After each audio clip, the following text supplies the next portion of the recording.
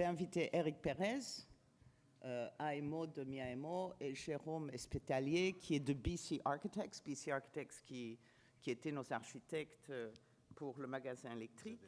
Il faut dire qu'Eric Pérez est notre AMO depuis 2008. Donc, il a été au début un AMO, bon, jamais classique, parce que tu n'es pas classique, Eric, mais quand même pas totalement convaincu. Et quand on lui a dit qu'on allait faire des murs en sel qui allaient aller dans le bâtiment de Gary, là, c'était au début le choc et après l'acceptation. Et donc maintenant, aujourd'hui, il est convaincu de ces nouvelles pratiques et il va nous parler de la clinique Paoli, qui est un bâtiment que la Fondation a acquéri pour faire des résidences ou plein d'autres choses. Merci. Pour passer les diapos, c'est là ? C'est ici ? Okay. Bonjour à tous. Voilà, comme Marielle disait, nous, l'aventure avec Loumar a commencé en 2008. Et donc, on a réalisé pas mal de bâtiments avec des challenges différents, des bâtiments neufs, la tour de Guéry, de la réhabilitation en centre-ville avec des enjeux patrimoniaux et des bâtiments industriels comme celui-ci. Donc aujourd'hui, je suis accompagné de Jérôme Espétalier de BC et on va vous parler de paille et d'enduit et de réemploi. Donc l'aventure de la paille pour nous a commencé donc dans ce bâtiment, ça a déjà été dit, en 2020. Et en construisant le bâtiment d'Atelier Louma, évidemment, c'était l'opportunité de mettre en œuvre leurs recherches et c'était un laboratoire vivant parfait pour expérimenter et se confronter à la réalité par rapport à leurs recherches. Donc le premier ouvrage, ça a été dit, donc c'était de l'isolation du bloc qui est de l'autre côté. Donc on a décidé de l'isoler en paille et on l'a fait de manière assez conventionnelle, comme vous le voyez, avec de la paille non porteuse. Donc c'est une structure en bois avec des caissons qu'on a remplis de paille. Ça a bien fonctionné, il y avait un résultat qui était attendu, mais comme on peut le voir, l'inconvénient de cette technique, c'est la structure primaire. C'est de la paille non porteuse, donc on a une structure en bois qui est assez importante, qui est longue à mettre en œuvre et du coup assez coûteuse aussi. Et c'est pour ça que donc, quand on a démarré quelques mois plus tard le bâtiment dans lequel on est, donc ce bloc A, on a été mis en contact avec Nebraska et on a pu expérimenter une méthode d'isolation par l'intérieur plus efficace en paille porteuse, donc avec un savoir-faire que Nebraska avait développé, qui consiste à avoir des ballots de paille sanglés, compressés, et qui ont des propriétés mécaniques qui permettent de le poser sans structure primaire ou avec une structure primaire allégée. Donc ça a donné de très bons résultats, puisqu'on a pu donc être plus efficace, avoir des meilleures performances thermiques et pousser un peu plus loin l'expérimentation sur la paille. Ça a été évoqué aussi, on avait des panneaux acoustiques à réaliser dans le bâtiment, et ce qu'on aurait fait habituellement dans un genre de fibralite. Atelier Louma a mis au point une formulation pour permettre de faire des panneaux qui soient à la fois acoustiques, en paille, mais aussi avec des propriétés feu. Donc on devait un M1, c'est-à-dire un degré de réaction au feu quand même important, et on l'a obtenu, il a fallu faire des essais, il n'y avait évidemment pas de PV sur un panneau en paille. Et ce qui est intéressant, c'est qu'on était très proche du M0, donc on n'avait pas besoin du M0, donc on n'a pas poussé l'exercice, mais on aurait pu, moyennant encore un petit peu de développement, avoir ce même panneau M0, donc qui peut se retrouver dans un parking, en sous-face d'un parking, ou dans des applications sur lesquelles on n'imagine pas forcément de la paille. Donc la paille, quand elle est bien étudiée et bien formulée, ça a des propriétés qui peuvent être même jusqu'à M0, donc incombustible. Voilà la mise en œuvre de ces panneaux. Et ensuite, donc, on est arrivé à la clinique Paoli, donc, dans la genèse de l'aventure paille, et là, on a pu expérimenter l'isolation par l'extérieur. Dans ce bâtiment, on était contraint de l'isoler par l'intérieur pour des questions patrimoniales évidentes, mais la clinique Paoli, donc bâtiment des années 60, a permis d'avoir un projet architectural en isolant par l'extérieur. On est tous familiers avec l'intérêt d'isoler par l'extérieur. Donc on a décidé de le faire en paille, puisqu'on continue à expérimenter dans cette voie-là. Et là, on s'est confronté, par rapport au problème de l'intérieur, à deux nouveaux challenges qui étaient le feu et l'eau. Quand on veut isoler par l'extérieur, en paille, on a deux problèmes. Donc le premier problème, c'était le feu, puisqu'on doit démontrer sur un matériau de façade non seulement des propriétés de résistance au feu, mais de non-propagation du feu aussi en cas d'incendie d'un niveau à l'autre. Et là aussi, on n'avait pas un PV, on n'avait pas un document qui nous permettait de suivre une recette et de dire au bureau de contrôle, ça marche. Donc il a fallu développer des techniques, les calculer et convaincre le bureau de contrôle qu'on avait un complexe de façade avec un enduit qui permettait d'être complètement conforme par rapport à la problématique du feu et de la transmission du feu. Le deuxième challenge, je suis contraint d'aller vite, donc je peux en parler des heures, mais bon, il faut faire vite. Le deuxième problème, c'était l'eau. Faire de la paille à l'extérieur, c'est bien, il y a un enduit, mais évidemment, pour l'intégrité de ce matériau, il ne faut pas qu'il y ait de fuite et que dans le temps, l'enduit se fissure, puisque ça pourrait compromettre l'intégrité de la paille. Et là, effectivement, ça a été évoqué un petit peu plus tôt. On a eu la chance, on arrive à un moment opportun, puisqu'en 2023, donc le MIT se creusait la tête, et beaucoup de scientifiques s'étaient creusé la tête sur la raison pour laquelle les bétons romains étaient aussi durables. J'ai une belle photo du Panthéon, je ne l'ai pas là. Mais bon, si on regarde la coupole du Panthéon à Rome, 2e siècle, c'est la plus grande coupole en béton non armé jamais réalisée, 43 mètres de diamètre, elle est toujours là, elle est impeccable, il n'y a pas une fissure. Et ce qui est intéressant par rapport à la recherche, c'est que ça fait longtemps qu'ils se posaient la question, et quand ils regardaient donc, ce que vous voyez sur l'image, des analysaient au microscope ces bétons romains non armés, il y avait des inclusions blanches, donc, qui étaient de la chaux. Et à l'époque, il y avait même des papiers qui disaient que les Romains, c'était des défauts. En gros, ils ne savaient pas bien malaxer le béton, et il y avait des résidus de chaux qui ne s'étaient pas bien malaxés.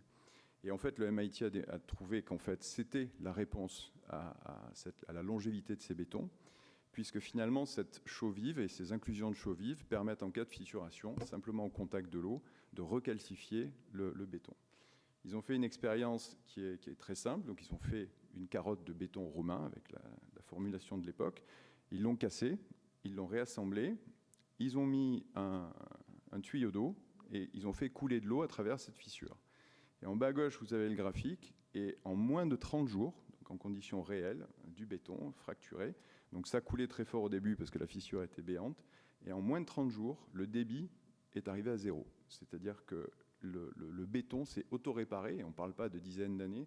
En moins d'un mois, la présence de l'eau a permis, ce que vous voyez en photo de microscope, de recéler naturellement la fissure. Et le schéma en bas à droite montre que la réparation est encore plus costaud que le béton d'origine. Donc voilà, c'est comme ça que ces bétons ont traversé les millénaires.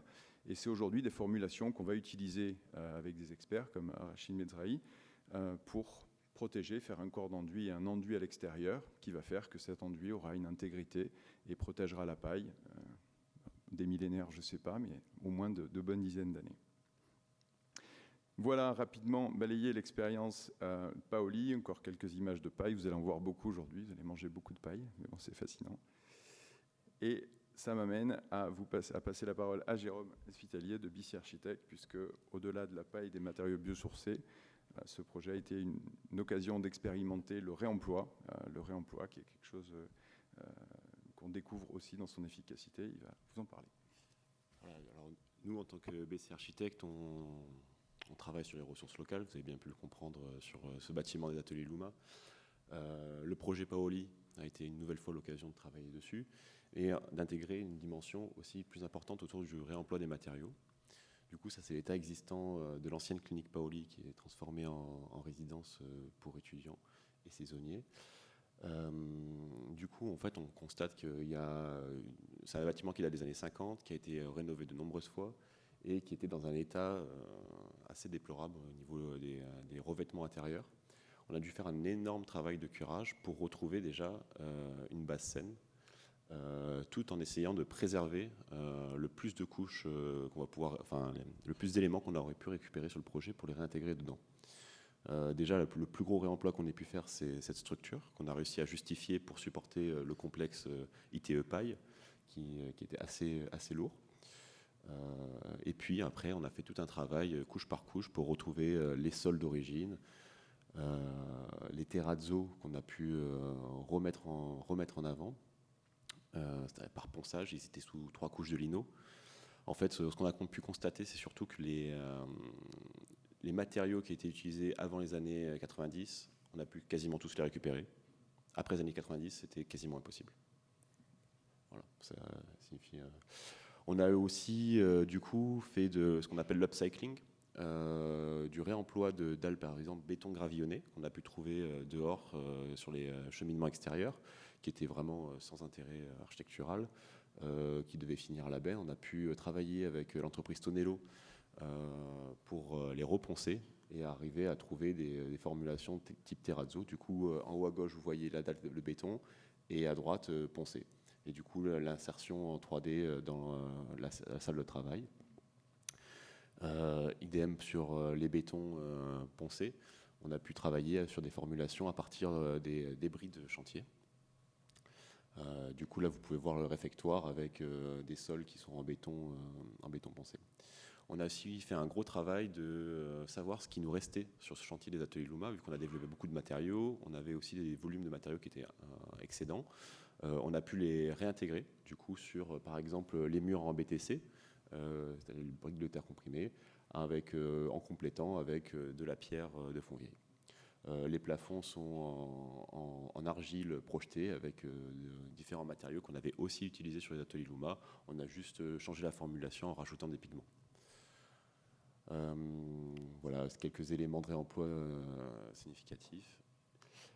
On a aussi pu travailler sur le réemploi des faux plafonds en essayant de proposer du mobilier, que ce soit dans les parties communes, dans les cuisines ou même dans les cloisons sanitaires, où là on voit justement différents exemples de réemploi au niveau des cloisons, du sol et d'utilisation de tomates qui viennent de Salerne.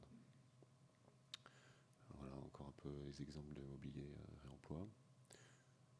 Ça, voilà, par exemple, quelques images d'une chambre avec du mobilier, avec les tablettes de lit en fait, de l'ancienne clinique qu'on a remodifié pour créer des bureaux. Voilà, et après, un autre élément important, ça a été aussi le réemploi des tuiles.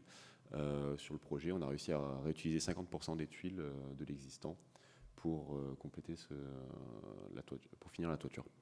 Voilà, en fait, on a essayé de, comme ressource première, le bâtiment. Après, de voir qu'est-ce qu'il y avait autour, à proximité, à partir des recherches qu'on avait pu faire sur les ateliers Luma. Voilà, je vais vous laisser.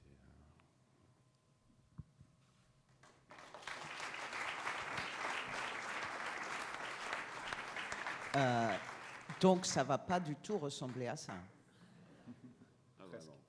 Est-ce que vous avez des questions? Non?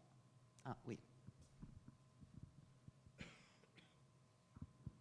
Oui, bonjour, Fabien Lasserre, Villogia, bailleur social. Est-ce que vous pouvez estimer à peu près le pourcentage de réemploi, y compris avec la structure, sur le site? Alors, je ne sais pas si c'est un pourcentage en masse, en volume ou... Alors aujourd'hui, on n'a pas encore réalisé ce travail qui est quand même un travail qui prend beaucoup de temps, de vraiment de quantifier en poids. Bon, déjà en termes de volume, vu qu'on réutilise la structure existante du bâtiment, on est très bon. Ça va être plutôt sur les petits équipements où là, vraiment, on va devoir avoir un petit travail avec nos bureaux d'études pour essayer de comprendre où on en est. Alors, effectivement, on ne l'a peut-être pas complètement quantifié, mais en partie pour répondre à votre question, nous, on a expérimenté, on a découvert la réglementation RE 2020, et sur la notion de réemploi, il y a un texte qui dit que tous les bâtiments de réhabilitation de plus de 1000 m², alors on n'oblige pas au réemploi, mais on oblige à faire un diagnostic. Donc ça oblige tout maître d'ouvrage de se dire, OK, j'ai ce bâtiment, je vais démolir, qu'est-ce que je peux faire et est-ce que j'ai des gisements de réemploi? Et c'est rare que je trouve la réglementation vertueuse, parce qu'on la subit souvent plus que ce qu'on l'adore. Mais là, j'ai trouvé que imposer à tous les maîtres d'ouvrage de France et de Navarre, y compris ceux qui ne sont pas aussi portés vers l'innovation que notre maître d'ouvrage, à réfléchir de la ressource qu'ils ont sur un chantier est déjà extraordinaire, parce qu'on peut se rendre compte que ça coûte cher de démolir, d'évacuer, de ramener.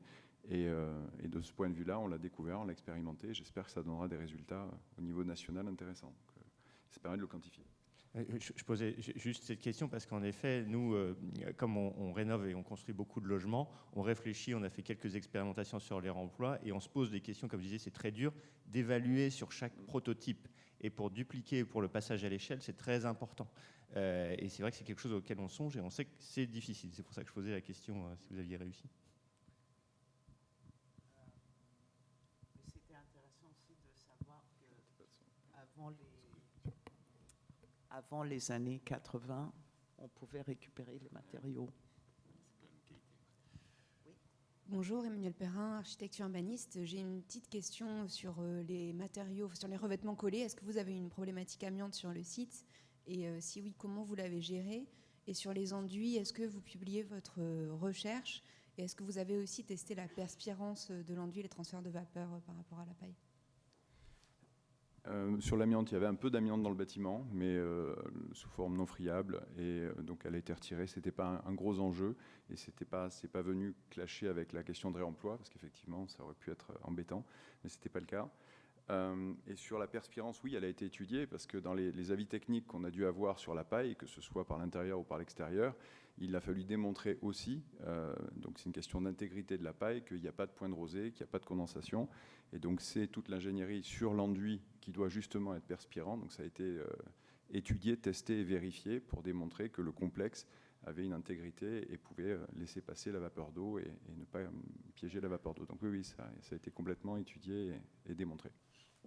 Concernant cette problématique de la perspirance, en fait, on a beaucoup moins de problèmes en ITE qu'en ITI au niveau des isolants, vu que la vapeur d'eau vient de l'intérieur du bâtiment, va vers l'extérieur.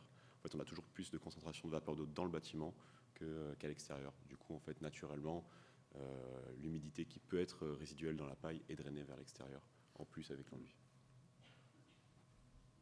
Il y a encore une question. On a le temps pour cette question, puis après on passe. Emmanuel Tanzi, bonjour. Je voulais juste savoir, au niveau du coût, est-ce que le réemploi des matériaux n'est pas plus élevé que l'emploi de matériaux traditionnels? Alors, c'est une bonne question. Ça dépend des moyens et de la logistique. Un des principaux problèmes pour le réemploi, c'est la place. C'est-à-dire qu'on ne peut pas tout laisser en place. Donc, quand on veut réemployer des équipements sanitaires, il faut les déposer, il faut les nettoyer. Donc, si on commence à les trimballer d'un site à l'autre, ça repose une question économique. Donc, nous, on a la chance sur ces projets d'avoir de la place. Donc, on peut stocker sur place. Donc, si on a de la place, oui, ça peut rester économique. Mais dans certains cas, effectivement, ça peut coûter plus cher de réemployer que d'utiliser des matériaux neufs. Mais après, la vraie question, c'est de quel coût on parle. Si on parle que d'euros, ça peut être moins cher. Mais si on prend un coût carbone ou si on prend un coût, selon la grille d'analyse, ça peut être plus cher, mais ça peut rester quand même vertueux. Mais c'est vrai que la clé, c'est souvent la place et la logistique. Pardon ? Le temps réemployé, c'est plus court que de faire ramener les matériaux. Enfin, ça dépend du cas de figure, mais c'est pas plus long de faire du réemploi. Une fois de plus, si on l'a intégré dans la logistique, on a pu sur place les stocker et les remettre en œuvre sans trop les déplacer, c'est pas une contrainte. Voilà, merci infiniment.